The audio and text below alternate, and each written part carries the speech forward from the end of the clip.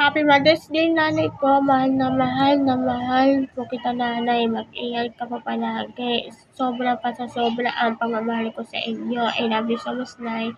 Ingatan niyo na po palagi ang sarili niyo. Gusto ko pa po makasama kayo mas mahabang panahon, panay. I miss you, nay.